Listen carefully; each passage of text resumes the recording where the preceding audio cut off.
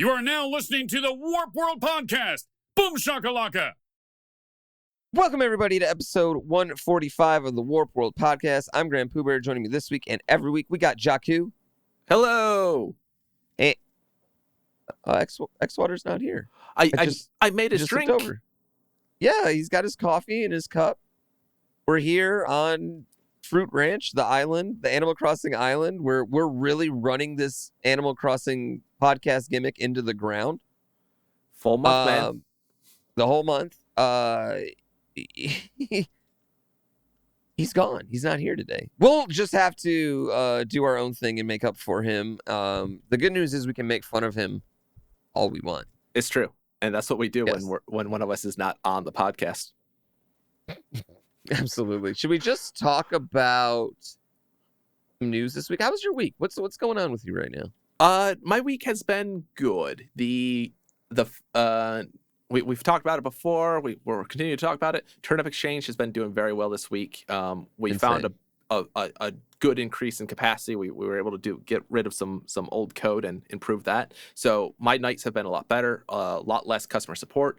We have a lot more mods helping us out, and that helps me free up time. People are reading the rules a bit more, which is interesting to see.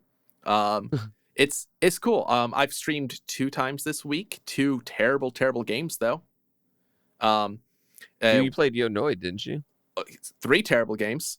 I played Animorphs on Monday because I don't know. I think you know, but like for those that don't know, we raised $50,000 for St. Jude last Friday with crowd control. We did, which was amazing. Pooh, you did an amazing job raising. No big deal. Quite a bit there. My block did okay, but did okay. You know, what can I say? It's a group effort. Group effort, exactly. Group effort. Yeah, for the kids. For the kids. But I do it with your team. It was a 13-hour event essentially, and we were about $3,000 away from $50,000 at like 1 or 2 in the morning, something like that. And Keyzeron's playing Pokemon Red and Blue crowd control, and I want to see us hit 50,000. So I'm like, hey chat, if you guys break 50,000, we will do Animorphs crowd control. Keyzeron tweeted it. And then 30, 40 minutes later, we hit $50,000. And then the reality sunk in. I don't know what this game's about. How am I supposed to make a crowd control about a game I don't know? So I have to play this game. So I played it on Monday, and I hated it. And I don't hate many games, but when I looked at the speedrun time, it was a 24, 25-minute speedrun game.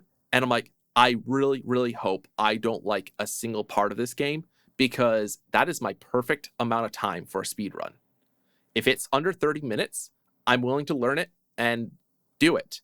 And I was like, if I enjoy this game even a little bit, I'm probably going to try to get the world record off of this. But I didn't like it one bit. So congratulations to all 4 fans.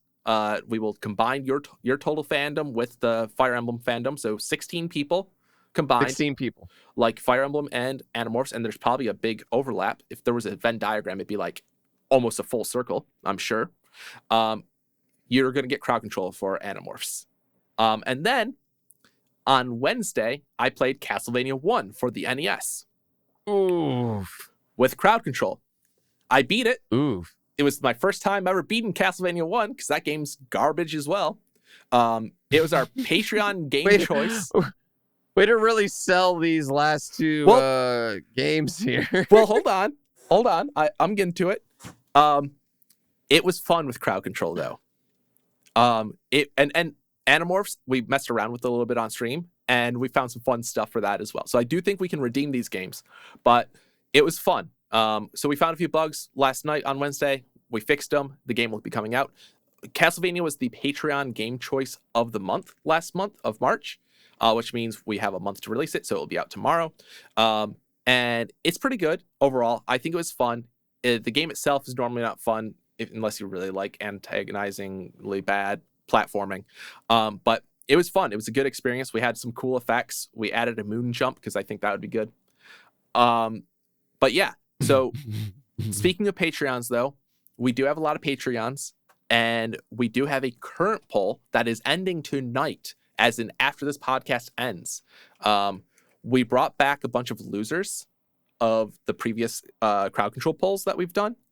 And so anyone that is, I believe, a Epic fan, Mega fan, I believe, and up is able to vote in this. And even if you're not a fan of crowd control, or you have no idea what crowd control is, but you are a Patreon member, you are able to vote. The currently winning game is Super Mario RPG.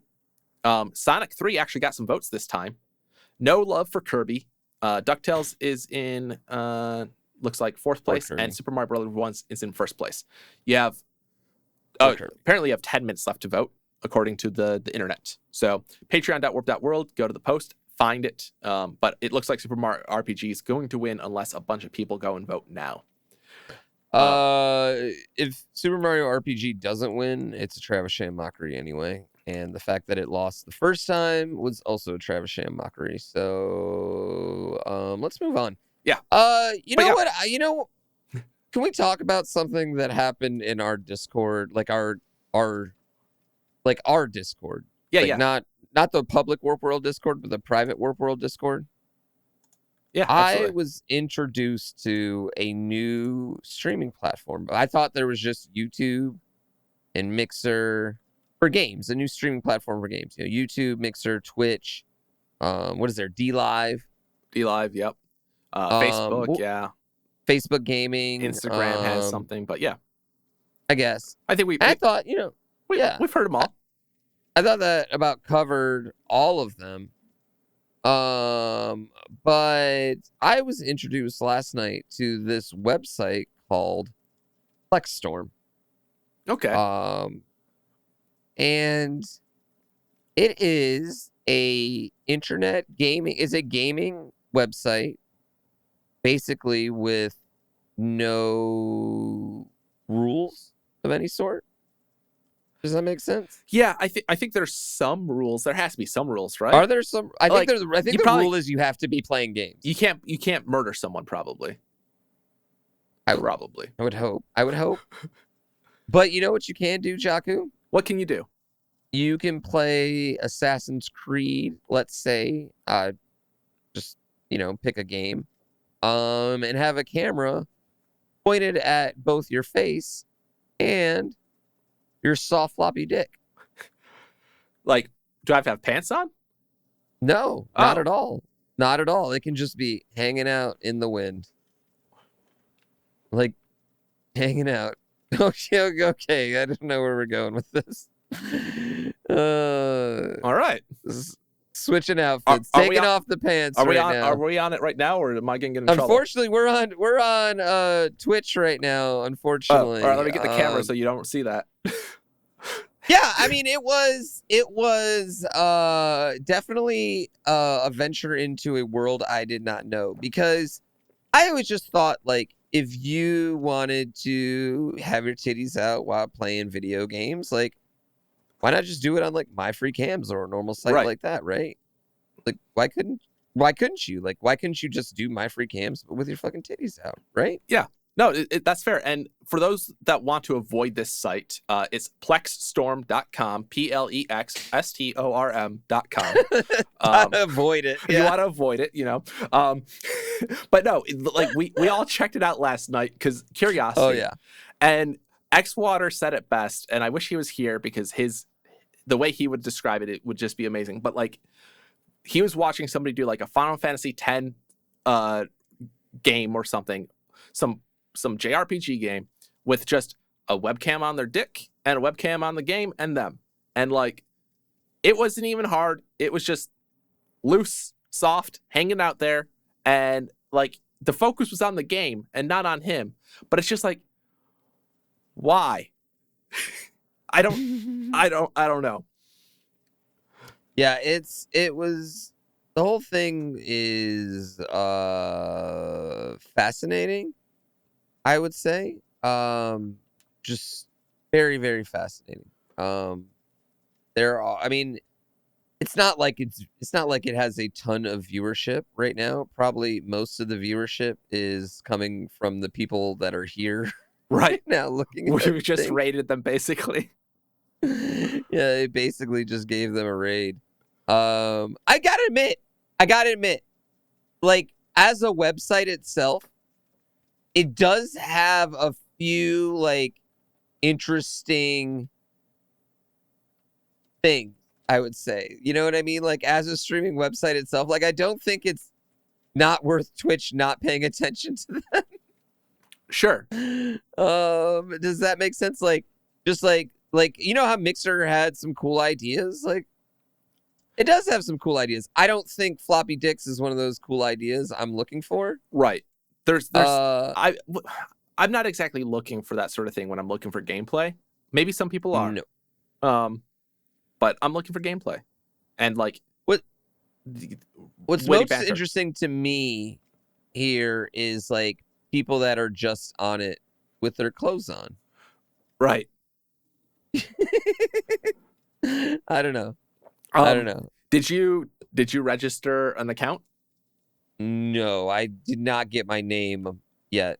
Although now that I just said that out loud, someone is definitely doing it. I will. You do it right now, and I will fill the void with time, because that is the thing I do whenever there is a new website. If I'm never even going to like, typically if I have no idea what the site's about, I'll avoid it. But if there's even like a possibility that it could do harm with my name on there, or I might use it in the future, I'm going to register a name because it doesn't typically hurt. So I got Jaku on there. So don't be trying to go and steal Jaku, guys. You may see me on there. No, you're not going to see me on there. But, it is a new streaming platform, and we do make tools for streamers. And we have had some crazy ideas for crowd control to go to another level. And so this platform might be an interesting way to do that. And, I'd never say never to things.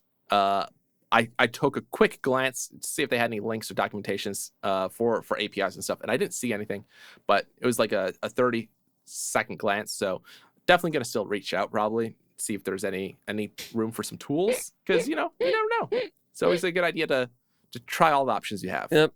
You never know. You never know where you might see crowd control on plexstorm right there. This Moni pointed this out to us, by the way. Like Moni's the one who pointed this out, which how she knew about this. Well, she's been unable to get partner on Twitch.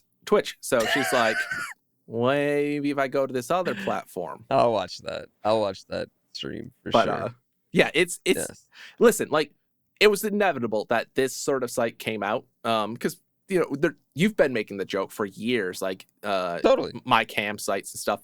This is that same and Twitch combined. Same and honestly, the interface wasn't the worst that I've seen. It's not the worst I was gonna say it's better than hitboxes. Like this is gonna sound really weird, but there's more. If you take the streams away, right? Yeah. I would rather look at their website than Mixer's website right now. Sure. Does that make sense? It does. Just like the way Mixer, I don't know, like Mixer is not an attractive website to me. Have you been on Caffeine? Actually, okay, wait. This is the first time I've been on Mixer in a while. It actually does look better than I thought. I haven't been in a while. Have you been on Caffeine though? No. Okay, I'll go on Caffeine. Caffeine how much is did they pay horrible. for that? Okay, yeah, no, wait, Mixer. Caffeine. Yeah, Mixer did get a little bit of an update. Okay. Yeah, Mixer basically looks like Twitch right now. Is there a dark mode to Caffeine? No, I don't even know if there's a way to find a stream on Caffeine.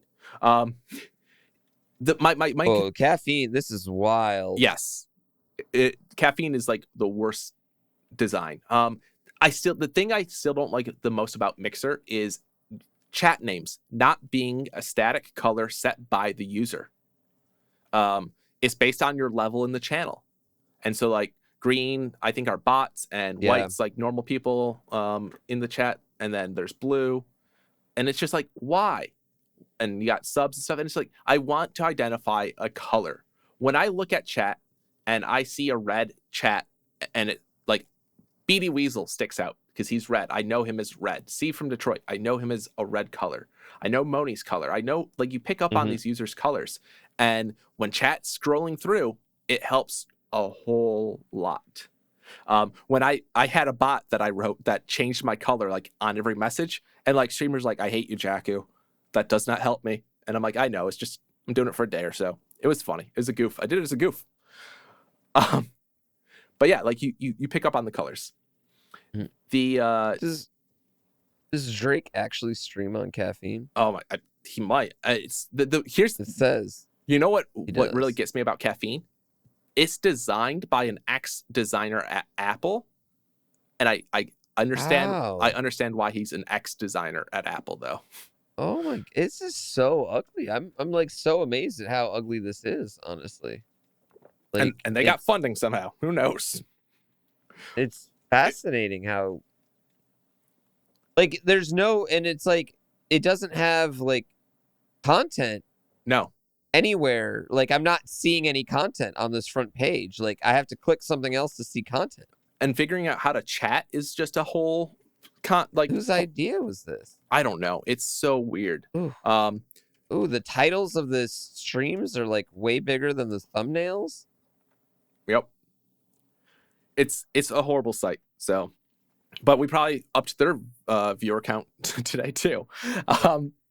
Before we move on, while we're talking streaming and stuff, I do want to mention one thing that happened to us yesterday in on Twitch, which was very exciting. I went into your channel with it, and I went into xwater's channel and Dragon Phoenix and a few others. Crowd Control got partnered. Yes, flex. And that was amazing. Flex. And like I went into your channel, I'm like, hey Pooh, notice anything different? And like your reaction was perfect. It's exactly what I was looking for. I don't know if Moni's been able to take those clips and turn it into a tweet yet, but that was awesome. For those that don't know, in the beginning of the year, we were able to get Twitch to allow our Crowd Control account on Twitch to get affiliate for a trial of a concept that allows a user to subscribe to an extension. We worked with them to get the sub to be $2.99, so it's not your typical $4.99 sub.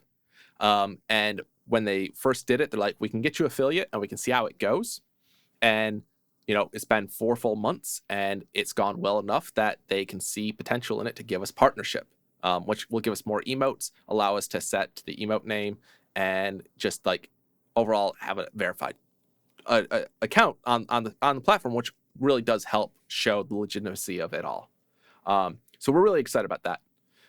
And we hope that like our trial of this is successful enough that it becomes a thing for other extensions, because this is how we pitched it to Twitch. We're like, don't worry about building a whole interface for extensions that you can sub to. Let us use the existing subsystem, and then if it's successful, then you guys can spend the resources to do it. Yeah. But yeah. One of our viewers right now is already looking more into plexstorm. Let's move on from that. Jeez, Louise. Man. You know, can we just go into this week's hot take? Actually, yeah, let's go to this. It's right on topic. As long as we're talking titty. Yeah. So twitch.tv/Alinity has been in the news a few times. For, I mean, I wish I could say good thing. Wait, hold on. Sorry, I'm not showing that I'm talking right now. I wish I could say like good things, but I don't think she's gotten a lot of good press. She is a pretty large streamer on the platform. There's no doubt about that. But her channel is maybe a bit more controversial. Her newest controversy is interesting to me and relevant. Mm-hmm.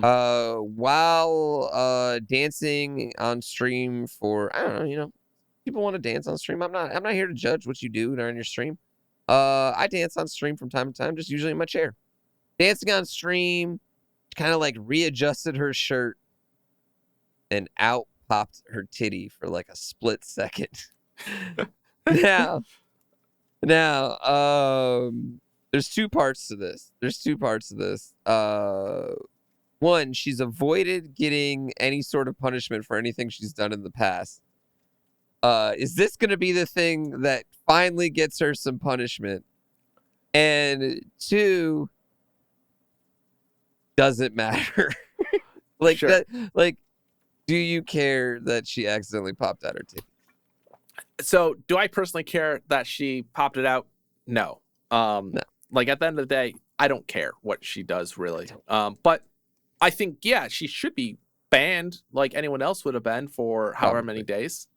Like, it's ridiculous because like if anyone else did that, if you popped out a titty right now, this channel would get banned for like 3 days, 100%. There'd be no. I'm totally with you on that. Like it's just like get the 7 days. Like you accidentally like I know I'm very pro titty. I'm very like I do not want to punish accidental titties popping out personally in life. Like if this is the rule that we're establishing, like if all accidental titties are punishable, like I don't want to live that life. Like I want accidental titties to be, you know, it's like seeing the end of a rainbow. It's like the little magic that happens in life is the accidental boobie. Okay, so it does look like she got banned. Maybe her channel's still live though, like not live, but it's still up. But okay, but I'm seeing that some sites are reporting she was banned. Well, I mean, we should call it suspended. We should call it suspension is what we should always call it, because banned is for life. Suspension is what Twitch does. You know, they've done it for months for different streamers. And no, she imposed a 3-day ban on herself. Oh, what the self what suspension? That makes it worse. Like Twitch, why are you not acting? Wow. Yeah, going back, I am very pro seeing an accidental titty in the real world from time to time. It's some of my greatest joys of those. Right? Like it's an incredible moment when that happens. It's literally who played the best. Princess. Hold on, let's go back to the 90s. I remember watching a hockey game, and it was a Red Wings game. You might have watched this game. Who was that? Xena Warrior Princess? Wait, what do you mean? Are you talking about the girls who flash their titties at the game? Xena Warrior Princess, she sung the Star Spangled Banner at a game once, I don't even remember that. And she took off a jacket and out popped some titties. I don't even remember that. That's amazing. I'll have to check out the video of that one. Yeah, I mean it's great. It's a joy. I don't want to get in the thing for punishing people with that. But unfortunately, like you do it on Twitch, you accidentally pop out a titty. Like I feel like you take your week off, right? You get a week off, and then you come back to way more viewers than you ever had before. Right. And that's fine for me.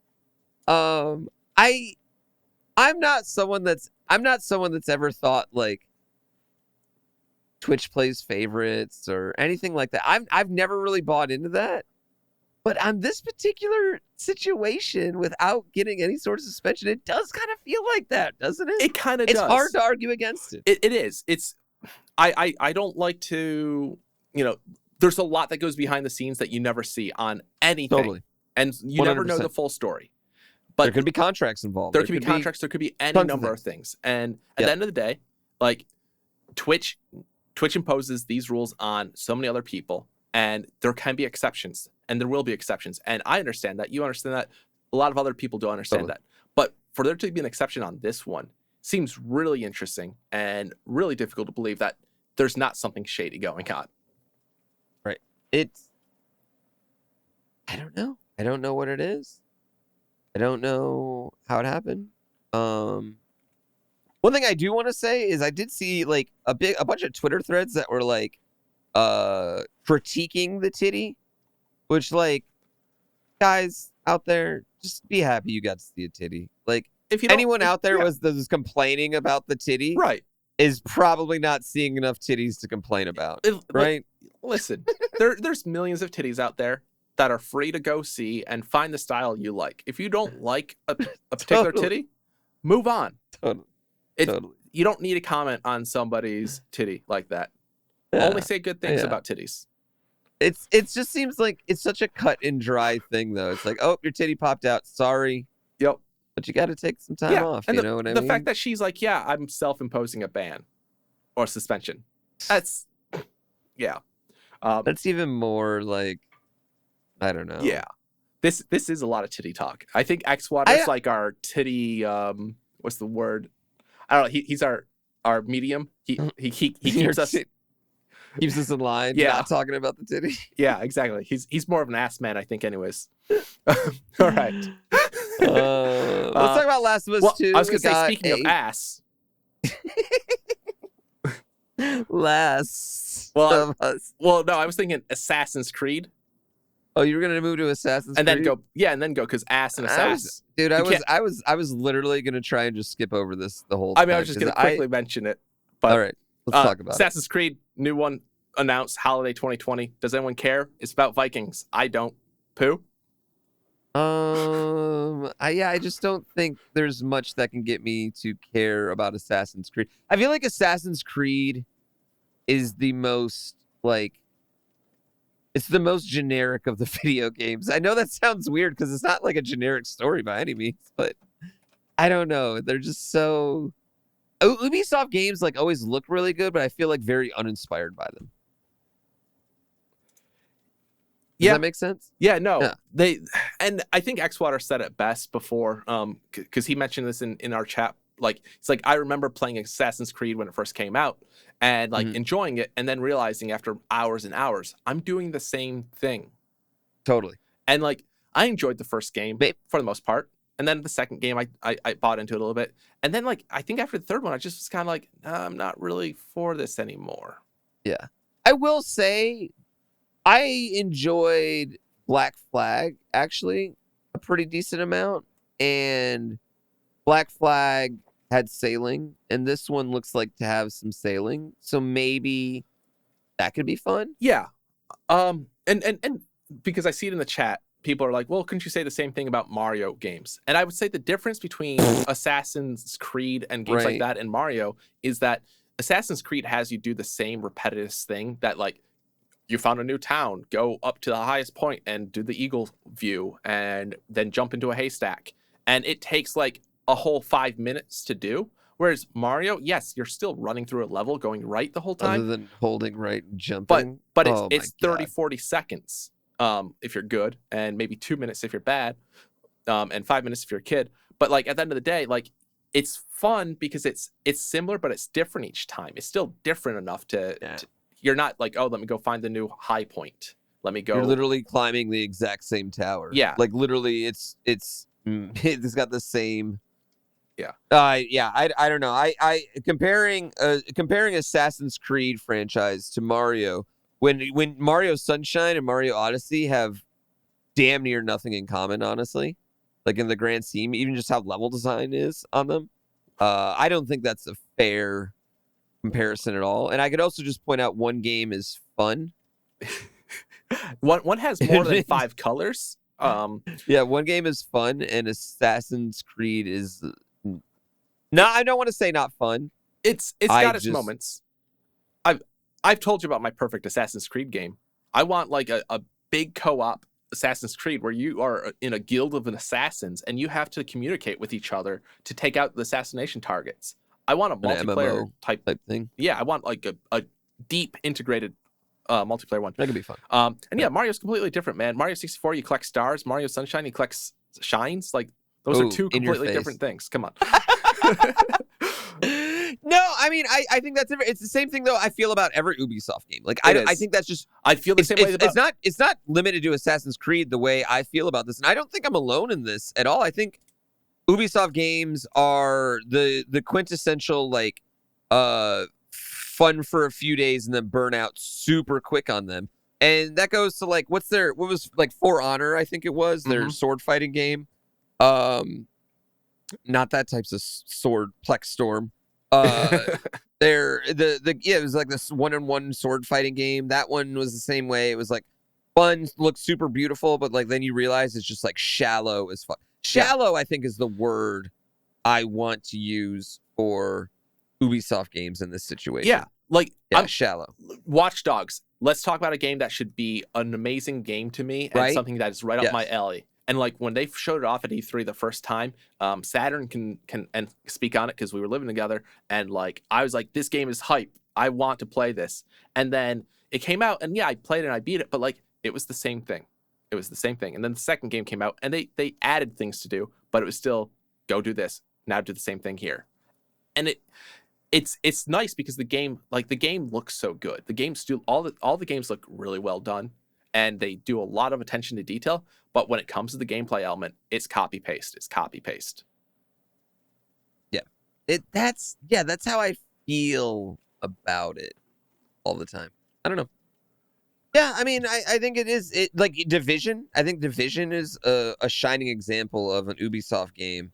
Division 1 and 2, where it's like for like 4 days, everyone's like, I love this game, and then literally nobody ever wants to play it ever again. I don't know. Yeah. That's just me. Yeah. Maybe I am projecting my own feelings on this. Well, and so to talk real quick before we move on, like Assassin's Creed, I was a fan of those games so much that when I went to get the third one at a midnight launch party, like I won the trivia for it. Like I knew enough about the games and the trivia of history to like win like a special extra edition type thing.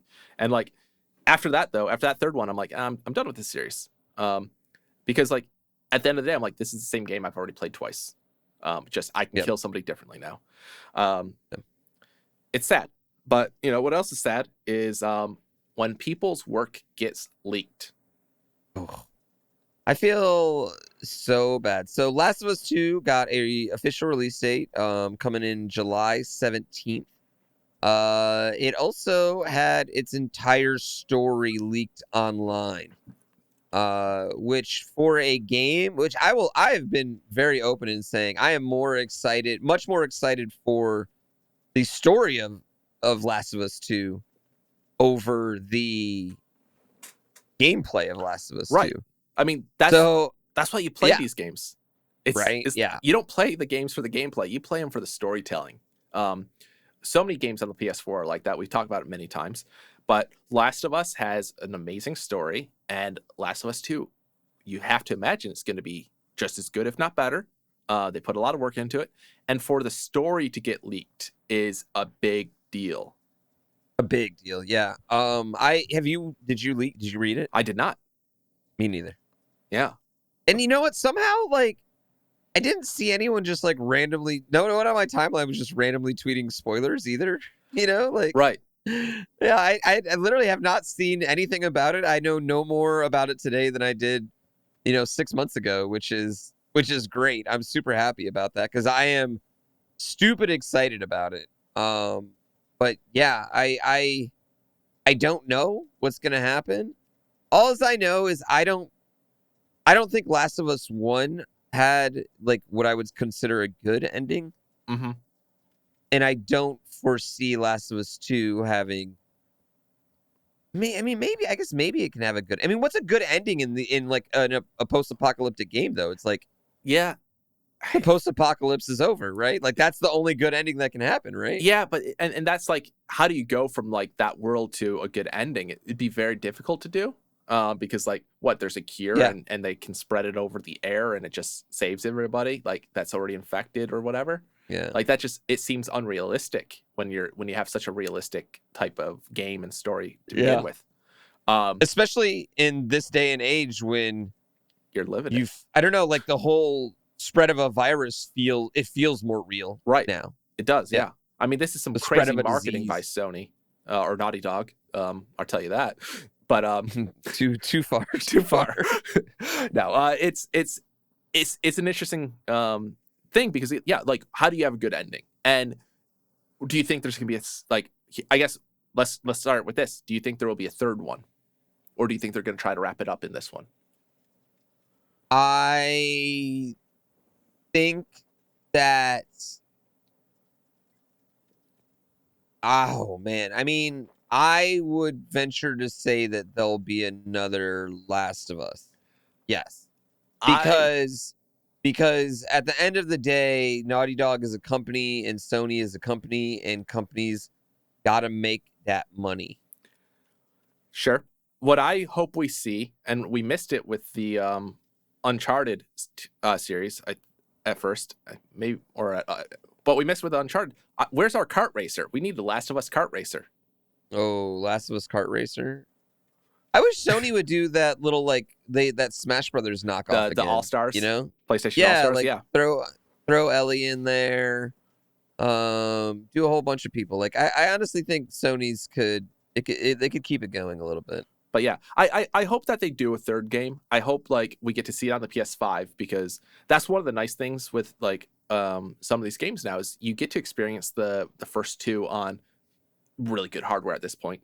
But then you get to see it on the next gen hardware, and they can re-release the previous ones for everyone that missed it, but also have like a finalization with really amazing graphics and things. Not to say that the graphics aren't already really good, honestly, for a PS4.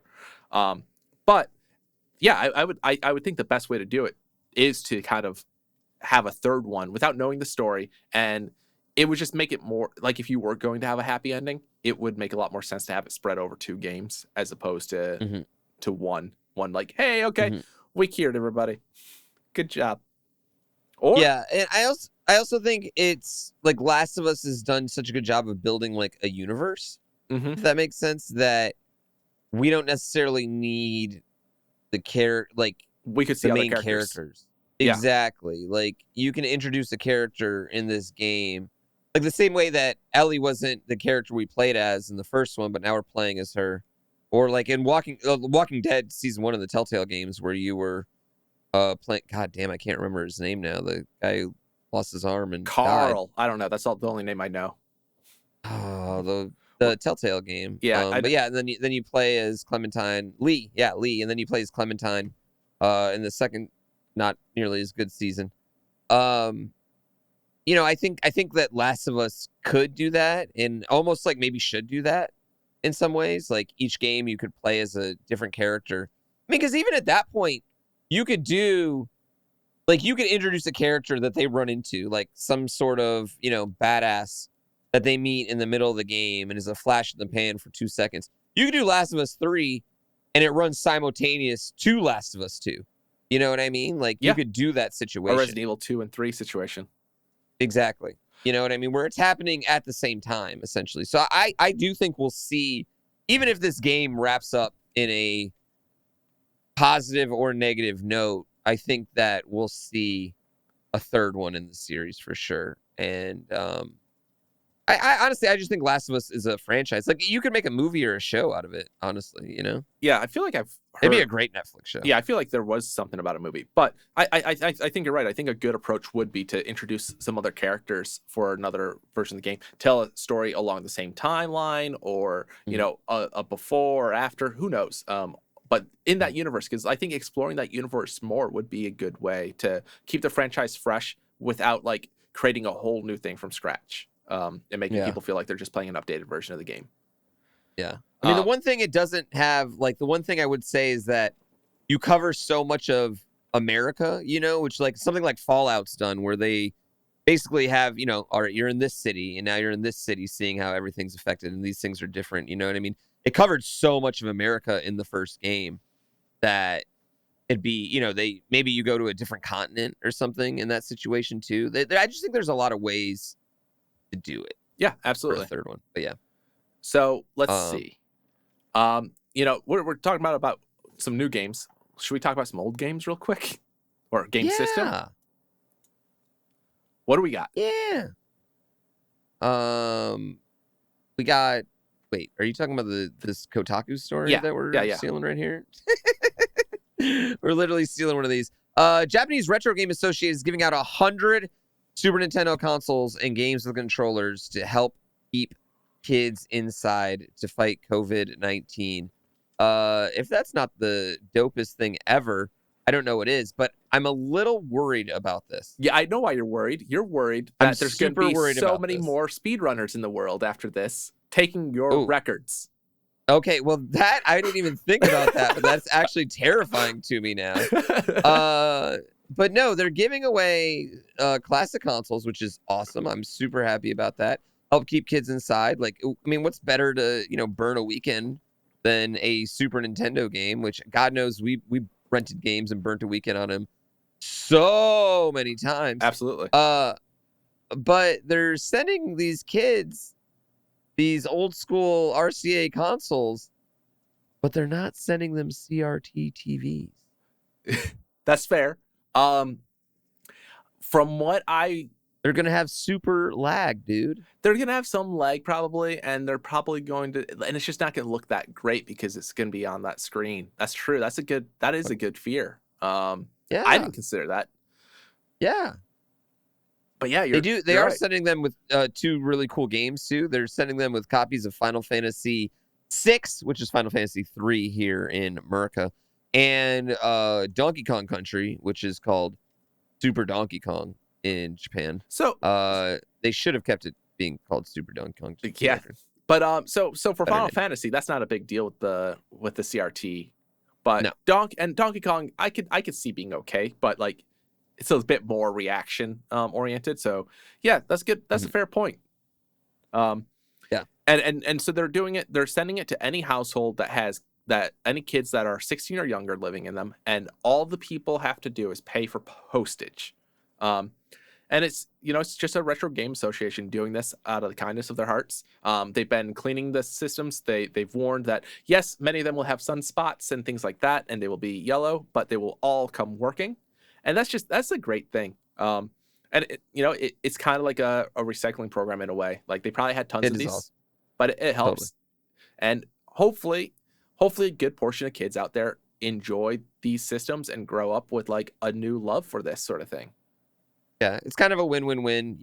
Kids get games, they stay inside more, which Japan's having another surge of COVID recently. Yes. Yeah, they had initially, they kind of got it under control, but now they're having another surge. Obviously the whole world is still going through it, and then you're also creating more retro game fans for the Retro Game Association. So it's kind of like you're future-proofing your stuff, which that is going to be interesting as we age out, Right. Like, I'm so curious about how my son is going to approach the Super Nintendo Entertainment System in particular, which to me is like the most hallowed piece of video game equipment out there. I'm so curious if he's going to like it or if he's just going to think it's the dumbest thing of all time. Yeah, I'm waiting for the day he's grounded because he likes Sonic more than Mario. I mean, he's not going to have bad taste. He's just like have different taste. Oh my goodness! I shouldn't say that, man. Sonic gave me a dope sponsored content like 2 weeks ago. No, I should be shading Sonic. Love Sonic. Sonic in 2020 and 2019. Sonic's good. Yeah. Yeah. You know what?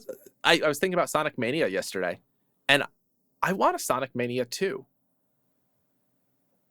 Yeah, I'd be down with Sonic Mania 2. Yeah. I don't know why they didn't make Sonic Mania 2. That game was so good. It really was. I mean, they still got a chance to. They might be working on it, but like, I really want a Sonic Mania 2. I was just thinking about it. I'm like, that's the last time I had fun playing a Sonic game. Yeah. And I wanted it again. I had a great time with Sonic Mania 2. I actually just recently replayed it, and it's A, harder than I remembered, and B, really, really yeah, it was tough. Really, really good. It is tough. Long levels. They're very cool, very interesting. The boss fights in Sonic Mania 2, with the exception of one, are so cool and incredible. I love them. Yeah, they really took it up a level, I guess, with that, and it was just really nice. Yeah. We're talking about like Sonic, we're talking about Mario, we're talking about Super Famicom, we're talking about some old stuff. This might be a good time for our side questions. Side question. So this one comes from Miles, and unfortunately I don't have the letter to pull up on stream, but it's hi xpuku. With the rumors of a Super Mario All-Stars 2, do you think we'll ever see a Zelda All-Stars? Which Zelda games would you most like to see in one? Fucking shit, dude. They should do that. I mean, they did kind of have it in on the GameCube, the Zelda collection. It wasn't anything updated, but you got Zelda 1, you got Zelda 2, you got Ocarina of Time. They should do that again. They should. Yeah, I mean, yeah, I think Nintendo is in a interesting spot with their backlogged content, because I feel Nintendo, way more than Sony or Microsoft, has classic content that people still want to play today, and classic content that people would want to see remade over and over and over and over and over again. And not to say that Sony and Nintendo don't have some of those games in their, or Sony and Xbox don't have some of those games in their time, but I think it's quite obvious Nintendo's got a bajillion of them. Yeah. And I would hope so, but it's weird how they've treated their classic content, because it seems like easy money to me, and also awesome things to fill release gap schedules. You know what I mean? Gaps in their release schedules, and they just for some reason don't utilize it either on their virtual console situations or whatever, the Netflix that they have now, or in remakes / collections. And it's strange. It is. It's almost like, on one hand, they want you to forget about the old games, but then every now and then they're like, "Hey, here's our old games. Remember how great they are?" It's like they can't make up their mind. It's like they flip a coin every time. They're like, "Should we do it?" And half the time, they're like, "Nope, let's 50-50. not." I would love to see an updated Zelda All Stars. We've seen some stuff. Obviously, we've seen the Ocarina of Time and Majora's Mask remakes on 3DS. It'd be great to see those just ported over to the Switch. Same with the Wind Waker on the Wii U and Twilight Princess over to the Switch. Like, those are HD now. Great, move those over. But I want to see Zelda 1, 2, and 3 basically updated slightly. Keep it with the don't do 3D models. Do some really kick-ass sprite art. Maybe take a page out of, oh man, like, I'm blanking on the game. I was just watching Tina Hacks play it yesterday. The Pixel game on Switch where you play as a Octopath Traveler. I just had to think of 8. Oh yeah, Octopath. Yeah. I'd love to see Zelda. Like, I think Zelda 2 especially would work very well in that style. Maybe not 1 and 3, but I would love me some Octopath. One could also work. It could, but I would love to see Zelda 2 Octopath Traveler style. That would be a sharp graphical style for them to go with. It would. Yeah, I mean, I totally agree. I would. Dude, I know you just remastered Wind Waker for Wii U, but I wouldn't even care if you did it again for this one. I think Twilight Princess is ready for a remaster. I'll remaster Skyward Sword, and maybe I'll actually play that shit. Sure. You know, like, I'm totally with it that, like, I loved the Link's Awakening remaster. I thought it was so good. It was so playable. It was faithful yet felt new enough for me. Mm-hmm. You know, I had just a great time with it, and I wouldn't mind playing a lot of these games, but with just like quality of life upgrades that make them so much more accessible now with, you know, things that we, you know, couldn't do. Quick menuing. Yeah. Stuff like that. And I think that makes so much sense. I also really want the OOT and Majora's Mask remakes. I would love to have them ported over. Even from the 3DS. You know what I mean? The 3DS remakes, they're both very beautiful. They're both really, really good looking games. And they'd look even better. I know they might look a little dated now, but they would look way sexier than fucking OOT looks. You know what I mean? Yeah. OOT needs a remaster so it really bad. Does. Yeah. Oh, what would be bigger, Final Fantasy VII remaster or OOT remaster? Ooh, I have to think Final Fantasy VII.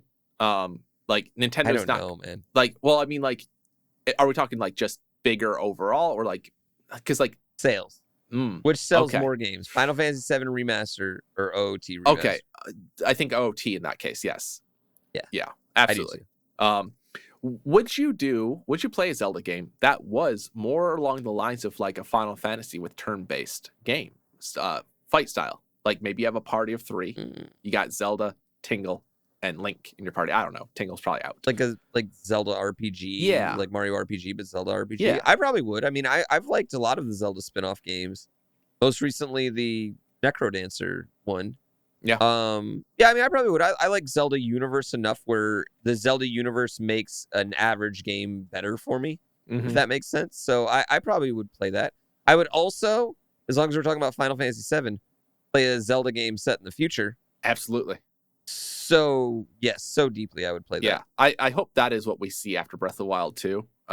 I would love to see just a futuristic Zelda. There's been concepts, there's been fan theories, there's been so much, and it would be great to see Hyrule upgraded to a technology level, and see Link still like using some old technology and swords and stuff in some capacity. And yeah, I would love a turn-based Zelda. It sounds kind of odd, but like, it could be really fun. It'd be a good storytelling element, and like, it'd be good to see other players fighting. Yes. I know Nintendo gets accused of milking their franchise, and I always think it's not really a fair accusation, because like mainline Zelda games are so few and far between, really. They take like, usually it's 4 or 5 years before we get a mainline Zelda game every year. Yeah. And then honestly, the same with Mario, minus the new Super Mario Brother era. You know, But like we haven't got a 2D Mario since the launch of the Wii U.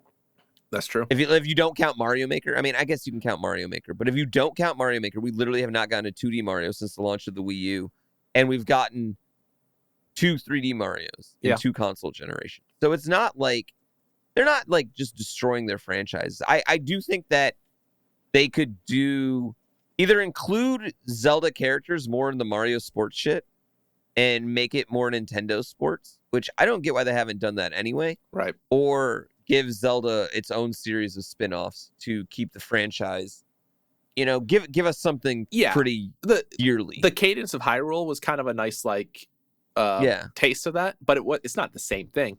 I would love to see more spin-off Zelda games because Mario Parties and Mario Kart, Mario everything else. Crossbow Training Hunter, baby. Yeah, I got like that game. But I have it, but like give us more of that. We're fine with it. So I'd love to see a Zelda All-Stars. It'd be a good time for it. And I mean, they tried that. The 3DS had some Zelda games. They tried Triforce Heroes, which I played. Like I tried streaming that because that was around the time I started streaming. Didn't like it. Moved on. But they tried. So kudos to them for trying. All right. Next question comes from Nate. Hey guys, I was just catching up on the last few podcasts, and you guys were asking about renting games. My local library has games available for checkout. You're also able to request any video games they do not have, old or new, for them to purchase. Each checkout is for 30 days, and you can check it out as many times as you want, as long as someone else doesn't have it on hold. Everybody support your local libraries. Love the show, guys. So not really a question, just kind of a comment. Whoa, I did not know that. That's kind of fucking awesome. Yeah, that is really cool. And the fact that you can request games, I just hope somebody doesn't take advantage of that. But I'm sure if you... I wonder if they have old school games. I wonder what my library, if they have a game selection. I'm gonna check this out. Yeah, and I wonder how old school they go. Like, right. It'd be interesting. Very cool though. Yeah. All right, and then this final question comes from the one and only Manic T. Hello, Island Boys. If you had no ethics or moral compass, what are some no good ways you could boost your viewership, subs, donations, etc.? This is a tough question because, like, we have those, right? Yeah. I mean, I think that there is a history of people using hate speech on the platform and coming back to more viewers after they serve their suspension, more viewers and subs after they serve their suspension. Mm-hmm. Which is not something I've ever been a fan of. I don't think people should be rewarded for being fucking assholes, but assholes want to make bigger asshole clubs so they can justify their assholeness, so they flock to support assholes and whoever is the next asshole. What do I want to say? Yeah. I think exploiting other streamers, using their leeching. I mean, that's a thing that some people do, and they leech. So like they get in big with a bigger streamer, and then they pop into their chat more often and pop into their calls to try to be like, hey, let me. I'm streaming too, guys. Like, bring it over to my chat. They want to embed themselves in those people's lives because they think it will help boost their numbers. So there's definitely that'd be a good way, I guess, to boost your viewership. Faking an illness. That's been done before. And yeah, that's right. You're totally right. Yeah. Faking an illness, pretending not to have legs when you really do. Oh my God. Yeah. Well, obviously we're not pointing our fingers at you, but like, no, somebody was pretending to be in a wheelchair at one point. He had an illness, he claimed, and then like he thought he stopped the stream, and he stood up after the stream and exposed himself that he could walk.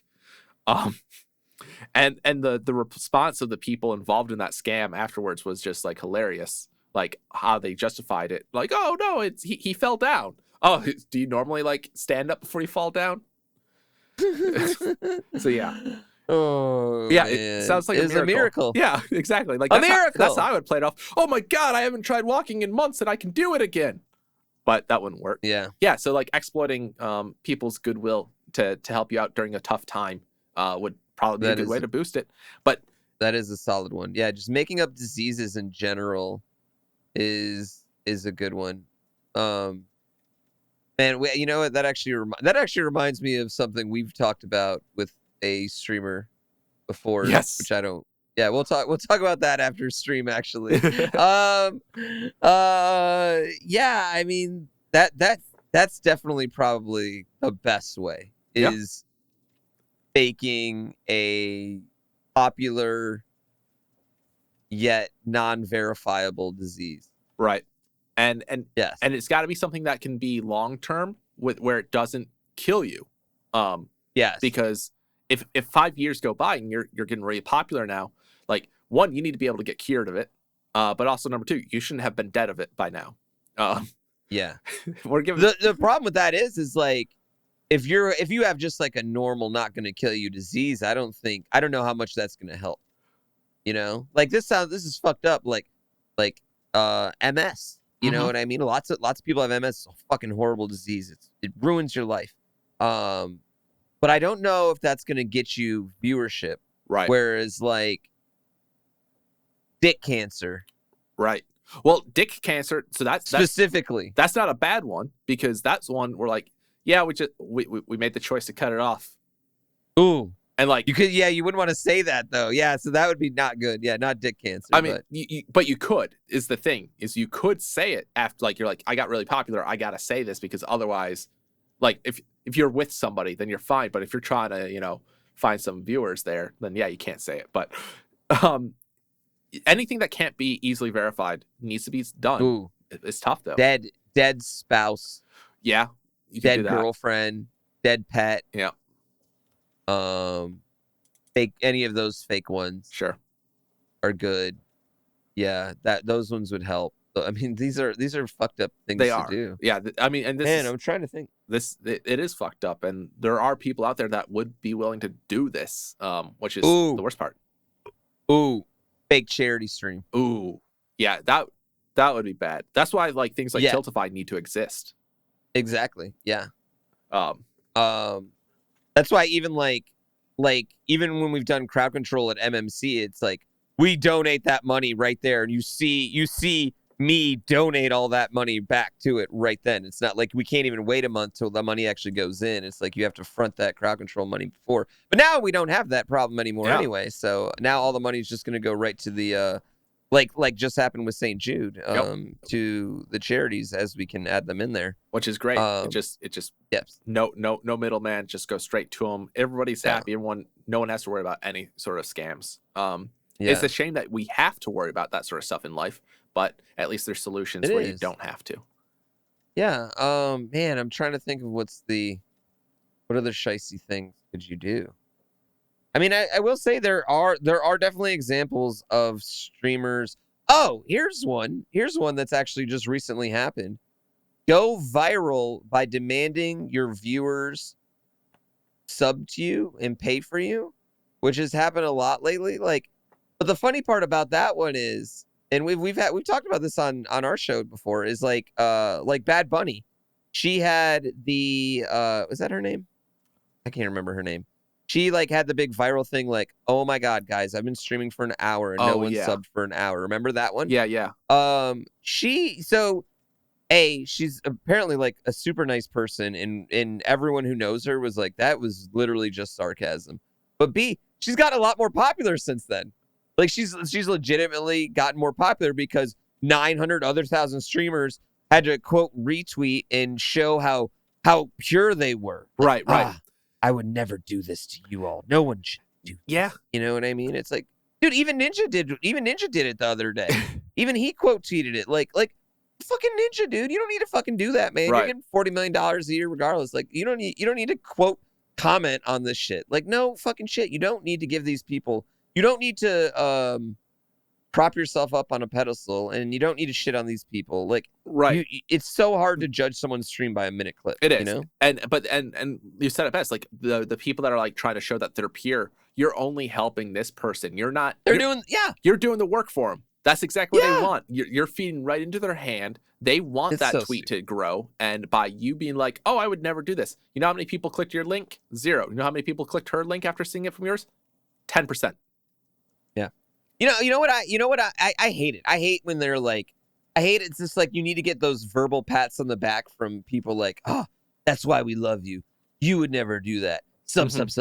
You know what I mean? It's like, it's such a, you're basically saying the same thing to them by pretending to be nice. Right. You know what I mean? And that's why I'm always really honest. Like, this is free content. There's no, you know what I mean? Like, it's free real content. estate. It's going to be out there no matter what you fucking do. Of course I want you to sub. I want everyone to sub. Of course I do. Why would I not? Like, it makes me feel fucking good inside. Of course I want you to sub. But of course you don't have to. It's free content. It's not going anywhere. I can't block you from it. So, like, why are we fucking having this debate? It's such a dumb thing to say. Yeah. You know? Like, that is the other way, I would say, is going viral by making some ridiculous, asinine, egregious error on the unwritten rules of Twitch. Yep. Yeah. There you go. Absolutely. Boom. Yep. Join the Patreon. Well, that's got exclusive. No, well, in all honesty, like, I fight our other staff members on this sort of stuff because I am very, like, I want to make sure people pay. I and agree get with value. you. Yeah. I'm definitely on your side on that most of the time. Yeah, Yeah. 100%. Like, I'm always like, we need to charge this, no more, and we need to do this for these people, and we can't charge these people because that's shady, that's wrong. And as a businessman, I would get kicked out of business school for this. That's why I don't go to school.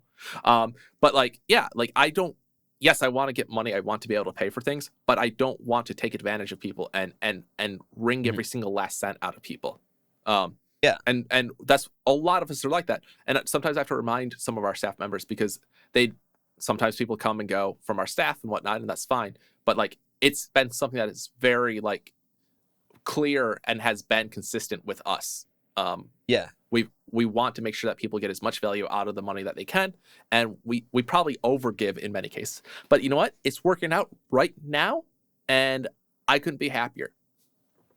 Yeah. I mean, we're definitely, you and me definitely share that idea, and xwater too. I mean, all like our core, everyone about that. Like you can't blame someone for wanting to, monetize. I should preface, or I should clear up. Like, I'm not saying like there's people on our team are like we should charge double. I'm saying there are some times where ideas come out. Moni. there are ideas where people come out with an idea, and I'm like, that wouldn't work because we don't do that to that user base, or we have that for this, and they're like, oh yeah, you're right. It's never like I'm gonna fight you for that sort of thing. It's like, oh yeah, you're clearing that up, but it's something that we stay true to. Yeah, we definitely think about make the cool stuff first. It is 100% the first thing in our mind. Let's get the cool stuff out there, and then we'll figure everything out on the back end. Yeah.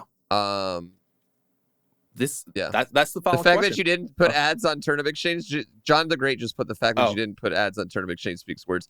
Just for the record, I wanted to do that, and I would say I want to do that because it would affect nothing. You wouldn't even notice it. Well, a lot of you literally wouldn't even notice it. A lot of users would block them, and like at the end of the day, it might get ad block. It might help out, and I wouldn't say we didn't look into it. When we first launched the site, it was like, no, we want to make it as clean as possible. That's why we use Casada and stuff for the bot stuff. Yeah. But like at the end of the day, we were close, and then we went the Patreon route, and I'm more than happy with the results, and we've had a company reach out. I mentioned this on my stream. We had a company reach out about cryptocurrency. That's like, hey, put an ad. We have like this plugin you can do, and you can make a percentage of the commissions if people trade cryptocurrencies. And they knew what we were. They knew we were trading virtual turnips, and it was funny. Like, that was fun. I'm like, oh, trade virtual turnips, trade virtual currency. I can see that, but I don't see our user base necessarily going towards that, and I don't want to go that direction. And so we're like, thank you. Would love to work with you on another project, maybe on OneUpCoin, but not for this one. So yeah, we we're very careful about what we do. It's been something that we've always talked about. We're our concern with user privacy and stuff. We're very, very specific about that sort of stuff. When we ask for scopes on third-party sites, when you're authorizing your stuff to us, I'm always going with the lowest amount needed. Many other companies do not. They're just like, give us everything. And this is something that's tough as a developer, because opening those up and asking for more is something that does help you in the long run. It allows you to do more with less and less effort, and you don't have to put in so many things. But it's worth the extra work to ensure that users are giving us the least amount of information they need to for our service to work. Yeah, that's definitely something that is always a focus, is not taking your information, which is very much the opposite of most companies, which is kind of funny in some ways. Yeah, and well, it's because, again, we use our service, and so our data would be up there. And exactly, we don't want to use if our data's up there, we don't want other people, we don't want people's data to be up there if we don't want ours to be up there. That's what it comes down to. So yeah, that's it. I'm glad you appreciated John the Great, but I got outvoted on that particular one because I thought it was a nice, simple solution that would have just worked out fine for everybody. But we don't even know what it would have done. Yeah, at this point, we don't know. But the solution that did happen seemed to work. Doesn't need to do it. Doesn't need to do it. Not even a concern anymore. That's it. Episode 145 in the books. Amazing. Amazing. This was a long one without xwater. Wow. No, it wasn't. It wasn't too. I think we're hour 20. Yeah, you're right. Because we did the 30-minute AMA beforehand. You're right. Yeah, that's not the bad. Hour 20-ish. It's probably our shortest episode. Still over the goal of 1 hour, which we will never ever hit, but maybe one day. Yeah, maybe one day when we're even more busy. But this is always a nice break from the amount of work that we've been doing. It's a nice time to relax and catch up. Yep, and here on the island of Fruit Ranch. Yeah, and it will be our last podcast before, the friendship may be broken. Oh my God. Well, I think I already broke the friendship, Jaku. I think this, what's funny is after this last episode of Survivor, Friday night, I legitimately was depressed. Not depressed, but I felt bad. I felt like I knew I betrayed you. I felt bad about it. And I also felt dumb that I had gotten played so much. And then I felt dumbest because I always said, if I ever went on one of these shows, I would get a number one and I would stick to them no matter what. Mm-hmm. And I would ride or die with that number one. Because if you have two, you're good to go. Because two can be 5, and then you have 2 inside the 5, and then you have 2 inside the 4, and then you know what I mean? I always said that. And I literally broke it right. Broke it the first chance. Yeah, you broke it every chance you could, basically. I did. I don't know why. It's like I would get paranoid. I got paranoid that everyone's gonna vote me out. Yeah, 100%. I don't know. That one wasn't even paranoid of voting out. I just didn't want to vote against David because he had an extra vote essentially. Right, he really did. And it was a genius move though. It was a good move by him. No, it is 100%. I realize now I would be horrible at these games. It's a lot easier for me to judge these people on these shows than it is to actually be on them. Yeah, I'm just happy that I'm actually able to participate and I'm not voted off like Werewolf every night. Yes. Oh my God. Yeah, I still feel so bad for Space Cat. Oh, I know. For the last her the way she had to go was just so unceremoniously sad. And the way Dragon Phoenix made us all clap and stuff, just wow. Oh my God. That was harsh.